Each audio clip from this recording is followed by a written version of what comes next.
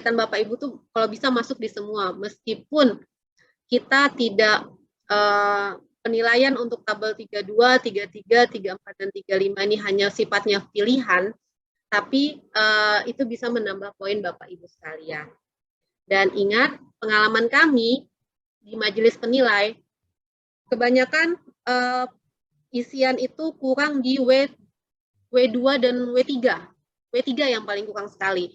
Jadi saran saya, sama seperti dari Bu Desi, dibagi rata untuk di tabel 31 ini. Jadi kan uraian kompetensinya banyak nih Bapak Ibu. Uraian kompetensi sangat banyak nih, sampai P7 kalau nggak salah ingat. Nih, P7 ya. Jadi Bapak Ibu, saran saya sih di sini ambil W2, W3, W4 atau perbanyak di W2 dan W3-nya saja. P-nya ambil sedikit saja. Nanti untuk P ini Bapak Ibu bisa ambil di poin di tabel 32, 33, 34 sampai 35. Yang belum Bapak Ibu ketahui juga, selain itu saya lupa nih. Sebentar. Ya. Jadi poin kayak seperti W21, W211 sampai W216 ya Bapak Ibu. Sebenarnya semakin besar angkanya itu berarti semakin tinggi kemampuan Bapak Ibu.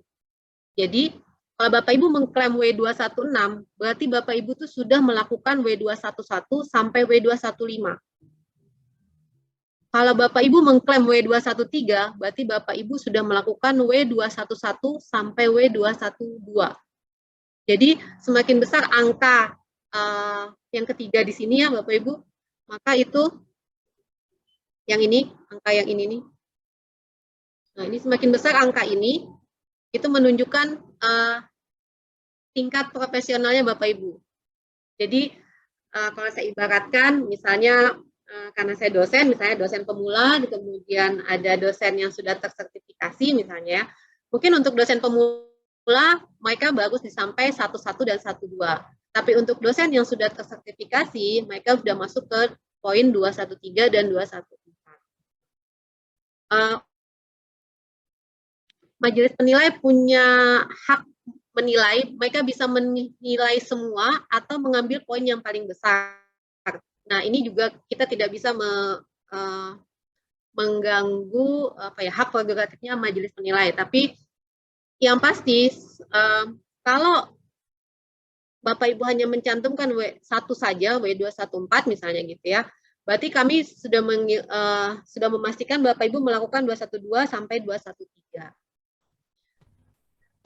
Namun dalam sistem ini, karena ini sistem, jadi dia tidak bisa main apa ya, tidak ada fleksibelnya ya. Jadi ada aturan dalam jumlah pengisian sehingga tetap kami meminta Bapak Ibu untuk mengisi minimal 2 atau 3 gitu ya. Jadi Bapak Ibu pilih saja, tapi saran saya pilihlah yang angka-angkanya yang besar.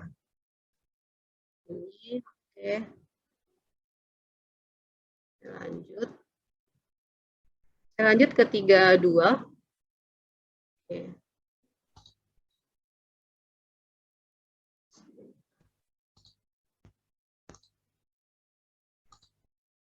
Sama 32 yang tadi seperti Bu Desi bilang, kalau Bapak Ibu mengajar bisa masuk di sini.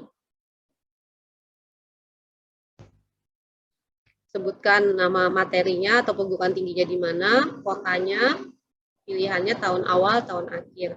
Kalau Bapak Ibu misalnya, saya nggak pernah mengajar, tapi Bapak Ibu saya kira di perusahaan mungkin ada safety induction mungkin ya, atau ada mengisi pelatihan untuk pegawai yang baru masuk misalnya, mungkin ada ikut kasih materi, itu masuk dalam pengalaman mengajar pelajaran keinsinyuran. Jadi cantumkan saja, meskipun hanya 3 jam misalnya, itu tetap bisa dicantumkan.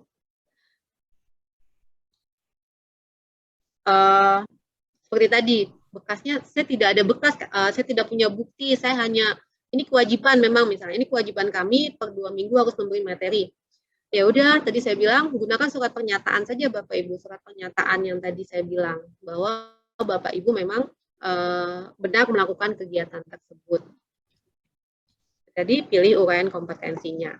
Di sini semua P, tidak ada W. W itu adalah wajib, P itu adalah pilihan. Terusnya sama, 33 juga seperti itu. Untuk menambahkan kegiatan tinggal klik create. Lalu ada 34, 35. Sama, juga create. Lalu untuk publikasi ini karya tulis yang tadi ini bisa ditambahkan nih seperti ini yang tadi dibilang Bu Desi atau yang bertanya tadi bagaimana membedakan ya. Sebenarnya dari judul memang terlihat ya Bapak Ibu, judul karya tulisnya apa, itu sudah terlihat bahwa dia memang terkait dengan keteknikan. Atau misalnya bagi Bapak Ibu yang pernah menulis di koran tentang lingkungan, tentang pembangunan, sudut pandang Bapak Ibu terhadap pembangunan misalnya, itu bisa dicantumkan, media publikasinya disebutkan. Kemudian coba saya cek buktinya. Nah, buktinya, wah saya tidak punya lagi nih, misalnya sudah pernah nulis di koran, terus aduh saya tidak punya buktinya, saya lupa, kalau dulu masih ada clipping ya Bapak Ibu, saya lupa gimana ya, ya udah tadi surat pernyataan lagi tadi, bahwa ada surat pernyataan yang menyatakan benar Bapak Ibu melakukannya, itu cukup bisa dilakukan. Atau kalau pernah Bapak Ibu foto, tinggal Bapak Ibu PDF-kan, kemudian di-upload di sini. Kalau dia jurnal, tidak perlu semua halaman dicantumkan ya Bapak Ibu, bagi dosen, bagi peneliti.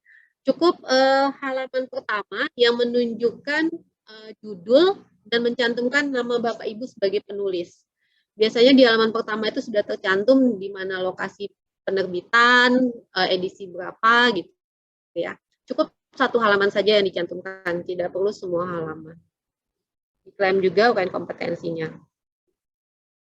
Lalu 42 ini sama maka pesan yang disajikan dalam seminar. Bedanya kalau tadi 41 itu dipublikasikannya tidak perlu Bapak Ibu berbicara, tapi kalau yang 42 ini disajikan dalam seminar Bapak Ibu sebagai pembicara atau narasumber. Jadi kalau Bapak Ibu diminta menjadi narasumber dalam suatu workshop, itu bisa Bapak Ibu klaim di sini sebagai kegiatan yang Bapak Ibu sajikan dalam seminar. Terus, aduh saya tidak pernah nih menyajikan ini, ya tidak apa-apa, sebenarnya ini dikosongkan pun juga tidak apa-apa. Tapi kita bisa menggali. Saya yakin Bapak Ibu pasti pernah menyampaikan sesuatu, entah itu laporan hasil kegiatan, atau mungkin publikasi atau promosi kegiatan proyek misalnya, itu bisa Bapak Ibu klaim sebagai makalah atau tulisan yang disajikan dalam seminar. Meskipun misalnya pesertanya hanya internal, misalnya pesertanya hanya 5 orang, ya nggak apa-apa, Bapak Ibu klaim saja itu sebagai kegiatan. Ya, jadi di-create, kemudian ingat untuk berkasnya boleh hasil PPT-nya yang di PDF-kan, atau surat pernyataan atau sertifikat yang menunjukkan bahwa Bapak Ibu sebagai pemateri atau narasumber dalam kegiatan tersebut. Ini seminar lokakarya, ini saya yakin ini pasti akan banyak sekali kegiatannya, tapi ingat, mohon yang berkaitan dengan keinsinyuran, jadi yang bersifatnya yang tidak bersifat keteknikan itu tidak usah dicantumkan. Jadi yang terkait dengan keteknikan saja. Karya temuan juga seperti itu, apa yang Bapak Ibu hasilkan gitu ya, dan bagaimana implementasinya itu Bapak Ibu bisa cantumkan di sini. Dan buktinya apa? Ini juga tidak wajib ya, tidak harus Bapak Ibu isi. Lalu untuk bahasa yang dikuasai, saya kira tadi Bu Desi sudah menjelaskan detail. Jadi cukup mencantumkan bahasanya apa, kemampuannya bagaimana, jenis tulisan yang mampu disusun seperti apa, misalnya laporan gitu ya.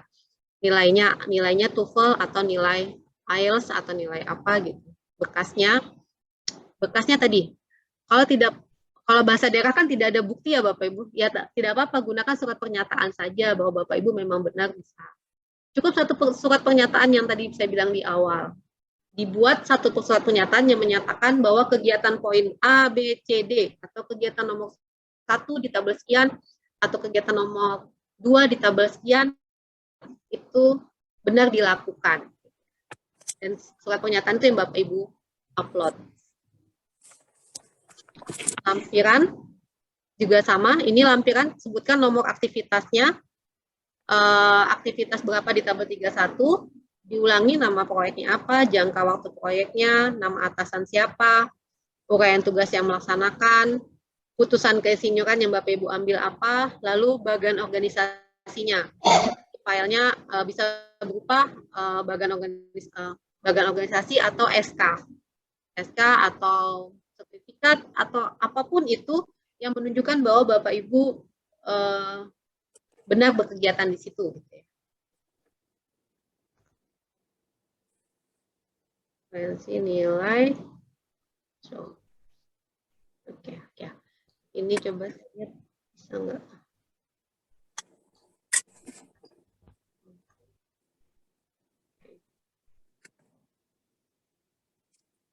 Oke. Ya, jadi nanti kalau sudah selesai, itu nanti semua di-save, nanti akan menilai hasil isian Bapak Ibu. Dan untuk pengisian ini Bapak Ibu juga bisa konsultasi dengan pembimbing, dengan para pembimbing, bagaimana untuk mengisi aplikasi ini. Mungkin dari saya cukup sekian. Jika ada yang ingin ditanyakan, bisa ditanyakan via kolom chat. Nanti saya atau Bu Desi akan bantu menjawab. Saya kembalikan